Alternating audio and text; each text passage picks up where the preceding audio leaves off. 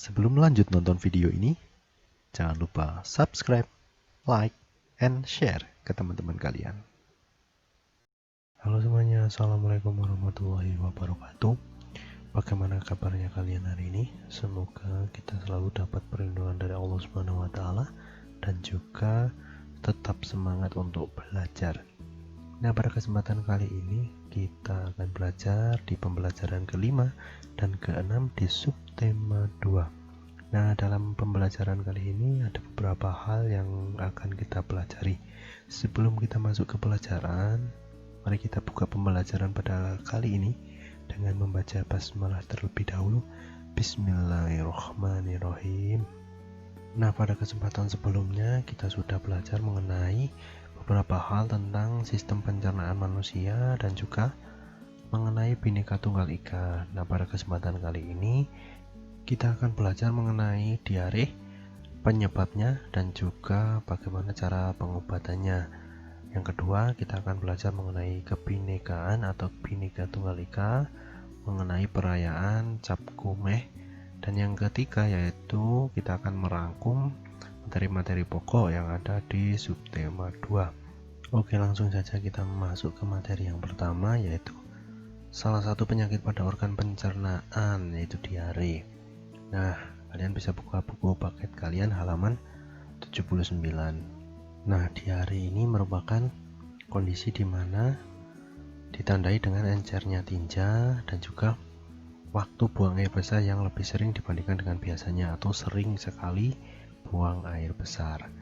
Nah, diare ini merupakan salah satu masalah kesehatan terbesar di masyarakat Indonesia.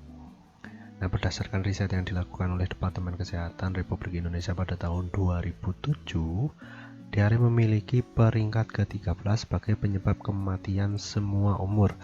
Nah, diare ini dapat menyebabkan kematian. Nah, diare ini bisa berdampak fatal apabila penderita mengalami dehidrasi akibat kehilangan banyak cairan dari tubuh. Oleh sebab itu, diare tidak boleh dianggap enteng, walaupun kondisi ini umum terjadi. Nah, yang fatal ini apabila penderita mengalami dehidrasi atau kehilangan banyak cairan tubuh. Maka dari itu, apabila kita mengalami diare atau biasa yang disebut mencret ya, itu sering-seringlah minum air putih agar kita tidak mengalami dehidrasi atau kehilangan banyak cairan tubuh. Nah, gejala diare ini bermacam-macam, dimulai dari hanya merasakan sakit perut singkat dengan tinja yang tidak terlalu encer, hingga ada yang mengalami kram perut dan tinja yang sangat encer. Nah, pada kasus diare yang parah, kemungkinan penderita juga akan mengalami demam dan kram perut hebat. Penyebab diare pada orang dewasa dan anak-anak ini umumnya adalah infeksi usus. Nah, infeksi usus ini biasanya terjadi ketika kita mengonsumsi makanan atau minuman yang kotor dan terkontaminasi kuman. Jadi, alangkah baiknya kita menjaga makanan kita ya, makanan sehat, bersih, dan juga tidak sembarangan membeli makanan. Jadi kita harus memperhatikan kebersihan makanan kita agar kita tidak menyebabkan atau terserang penyakit diare. Nah, jika parah, diare bisa berujung pada dehidrasi.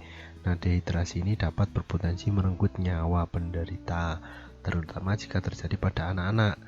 Kenapa? Hal ini karena ketahanan tubuh anak-anak terhadap dehidrasi jauh lebih rendah dibandingkan orang dewasa. Oleh karena itu, orang tua disarankan untuk mewaspadai tanda-tanda dehidrasi pada anak.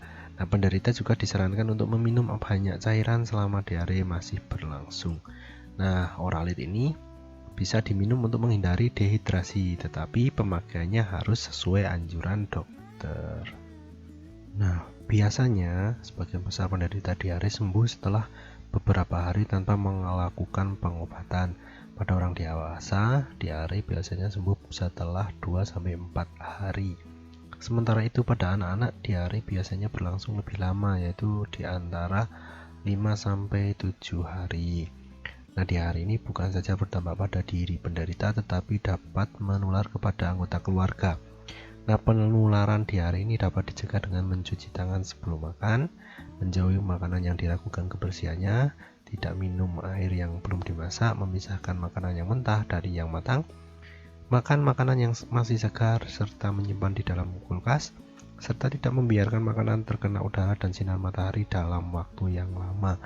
Nah, itu adalah beberapa cara untuk menghindarkan kita dari penyakit diare. Nah, sebagai tambahan informasi bahwasanya Oralit ini itu bisa dibeli di apotek terdekat atau bisa juga kita buat sendiri. Nah, bagaimana cara membuat larutan pengganti oralit? Atau biasanya disebut dengan larutan gula garam. Nah, membuat larutan pengganti oralit ini bisa kalian lihat pada halaman 81. Nah, bahan ini cukup sederhana.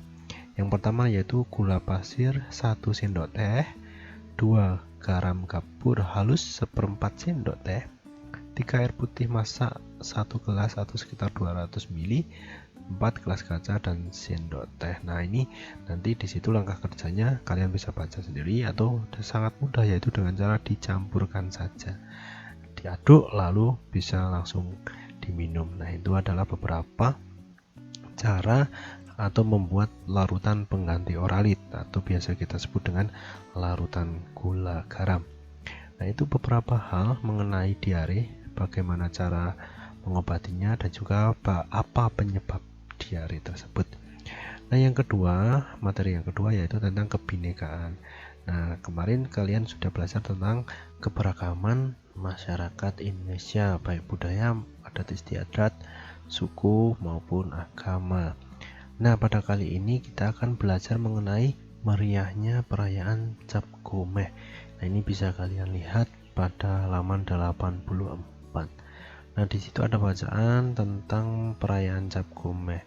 Nah, perayaan Cap Gomeh ini adalah perayaan yang diadakan untuk merayakan tahun baru Imlek atau tahun baru dalam kalender Cina. Nah, ini biasanya ada serangkaian pertunjukan tari yang diadakan di acara tersebut.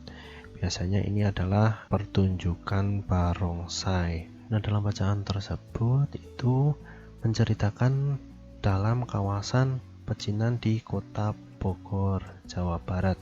Nah, ini selain pertunjukan barongsai, ini juga ada pertunjukan seperti Tanjidor, Jaipong, Sisingaan, dan Reok Ponorogo.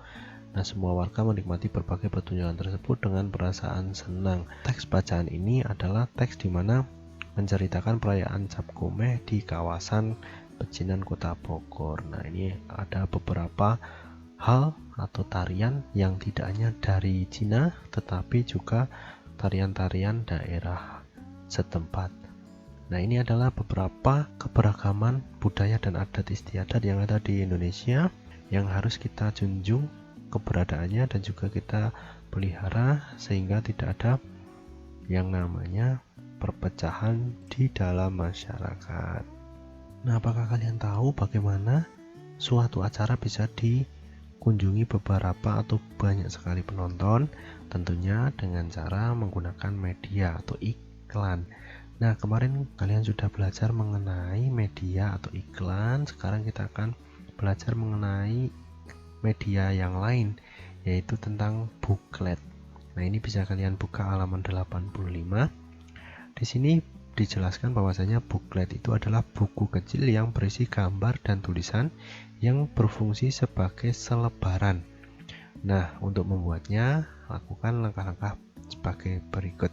Kalian bisa lihat pada halaman 86 itu adalah beberapa contoh buklet. Nah, buklet ini sama seperti halnya media iklan, ini untuk memberikan informasi, ajakan maupun iklan. Nah, buklet ini bisa digunakan juga untuk memberikan sebuah ajakan kepada masyarakat untuk menghadiri suatu acara maupun hal-hal yang lain. Nah, bagaimana cara membuat atau langkah-langkah membuat buklet? Yang pertama adalah siapkan kertas HVS berukuran folio. Lalu lipat kertas itu menjadi 3 bagian sama besar. Setelah kalian lipat menjadi 3 bagian sama besar, kalian akan mendapatkan 6 halaman buklet. Nah, pada halaman pertama adalah sampul buklet. Nah, ini di dalam sampul buklet bisa kalian tuliskan judul yang menarik dan tuliskan juga namamu. Yang keempat, halaman kedua berisi penjelasan mengenai keragaman yang ada di Indonesia secara umum. Yang kelima, pada halaman ketiga kamu dapat menempelkan gambar keragaman agama yang ada di Indonesia dan penjelasannya. Yang keenam, halaman keempat kamu dapat menempelkan gambar keragaman budaya dan suku bangsa yang ada di Indonesia dan penjelasannya. Yang ketujuh, pada halaman kelima kamu dapat menempelkan gambar keragaman sosial yang ada di Indonesia dan penjelasannya. Di halaman keenam, kamu dapat menuliskan pentingnya berpegang teguh pada semboyan Bhinneka Tunggal Ika pada persatuan dan kesatuan bangsa. Nah, yang terakhir yaitu buatlah bukletmu dengan tulisan yang rapi, hiasilah dengan warna dan gambar ilustrasi yang menarik. Nah, ini adalah buklet atau buku kecil yang berisi gambar dan tulisan. Nah, ini pengganti media cetak selain media iklan seperti baliho atau yang lain sebagainya. Nah, ini adalah buklet. Bagaimana? Apakah bisa kalian lakukan? Cukup mudah, bukan? Nah, bagaimana anak-anak? Apakah sudah jelas informasi-informasi yang sudah Pak Edwin sampaikan? Semoga bisa kalian pahami dan juga bisa menambah wawasan kalian. Nah, untuk selanjutnya yaitu rangkuman materi-materi pokok yang ada di subtema 2. Yang pertama yaitu makanan sehat. Kemarin adalah makanan yang mengandung zat-zat gizi yang dibutuhkan oleh tubuh dalam jumlah yang seimbang. Bisa digambarkan dengan piramida makanan sehat. Yang kedua yaitu beberapa zat-zat gizi yang dibutuhkan oleh tubuh. Yang pertama adalah karbohidrat, protein, lemak, vitamin, dan juga mineral. Lalu yang selanjutnya yaitu beberapa penyakit pada saluran pencernaan, misalkan yang pertama adalah sakit gigi, sariawan, radang lambung atau MAH, diare, disentri, dan juga konstipasi atau sembelit. Yang keempat yaitu iklan televisi memiliki banyak kelebihan dibandingkan iklan media cetak. Nah, ini kalian belajar mengenai perbandingan iklan baik media cetak maupun media elektronik. Untuk selanjutnya yaitu fungsi properti tari. Nah, fungsi properti tari ini yaitu menunjukkan ciri khas tarian, menggambarkan makna dan cerita yang terkandung dalam suatu tarian, serta menambahkan keindahan tarian. Yang selanjutnya adalah interaksi sosial, budaya, dan ekonomi dilakukan dalam rangka pembangunan nasional yang bertujuan untuk meningkatkan taraf hidup dan juga kesejahteraan sosial warga negara.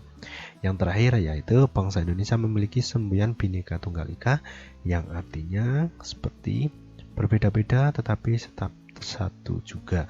Walaupun bangsa Indonesia ini berbeda-beda tetapi kita tetap satu.